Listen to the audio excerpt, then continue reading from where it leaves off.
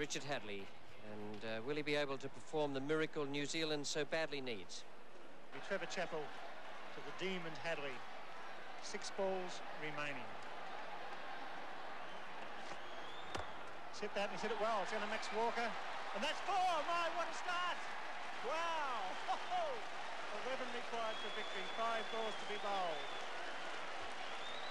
Well, I would say that Greg Chappell's got to get Max Walker out of that position. That's Hadley's favourite hitting position.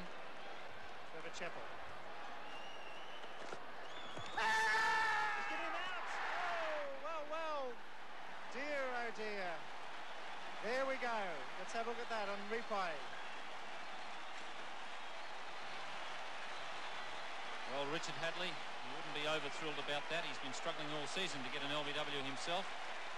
On this occasion, well, I would say that might have just pitched outside leg stump. Certainly it would have hit the stumps.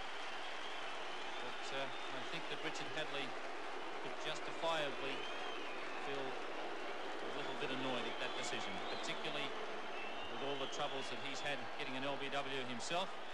Richard Hadley, LBW to Trevor Chappell for 4. New Zealand 7 for 225. 4 balls remaining. 11 runs required for victory. Possibly the best they could hope for would be a draw, 2 4s and a 2. Smith not a big hitter. And really it's unfortunate that Edgar's not on strike. Well, I'd have to disagree with Smith not being a big hitter. I saw him hit an awful big 6 off Dennis Lilly at the Sydney Cricket Ground. It's a very tight situation for him. Young cricketer. International experience, not great. He's up against a bowler who is also not greatly experienced in international cricket. Well, what a pressure out there. Fieldsman everywhere. He's hit it well. Go for 2. And they get it. 3 wickets in hand. Marsh up for the stumping.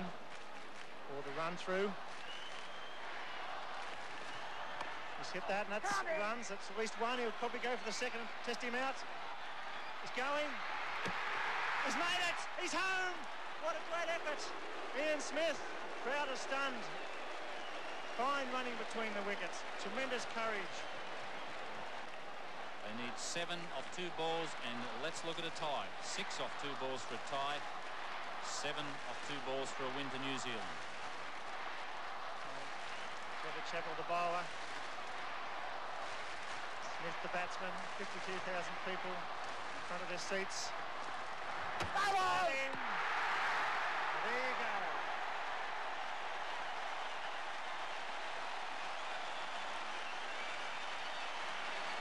Trevor Chappell, short of the length.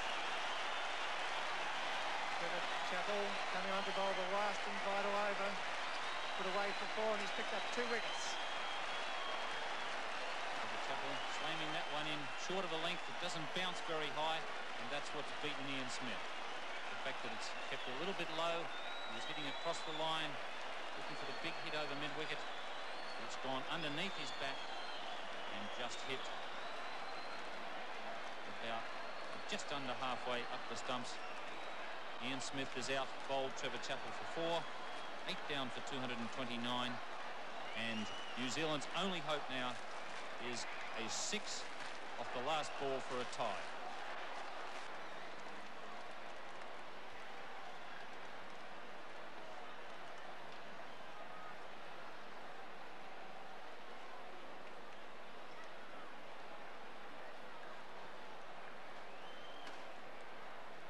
Long discussion. Well, it looks to me as if they're going to bowl underarm off the last ball. Rod Marsh is saying no, mate, but I'm sure he's going to bowl an underarm delivery on the last ball and bowl it along the ground and be sure that it has not been hit for 6. The umpires have been told, the batsmen have been told, and this is possibly a little bit disappointing. Let's make sure it is an underarm, but I've got the feeling it's a big ex-Victorian skipper. They're going to bowl an underarm. Have you ever believed it? disappointing finish. Disappointed Brian McKechnie, the crowd boo. And it's all over. After 50 overs, New Zealand 8 for 229. Well, that's disappointing. Bruce Hedges saying what's going on. But very disappointed, Bruce Edgar. At the moment, Coward's coming onto the field.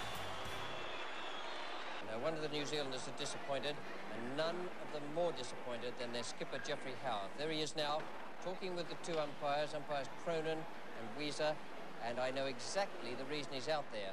He's played his cricket over in the United Kingdom with Surrey for a number of years, and the Benson and Hedges domestic competition there is a series of rules designed to make the game flow freely and to avoid incidents such as the one that happened here today.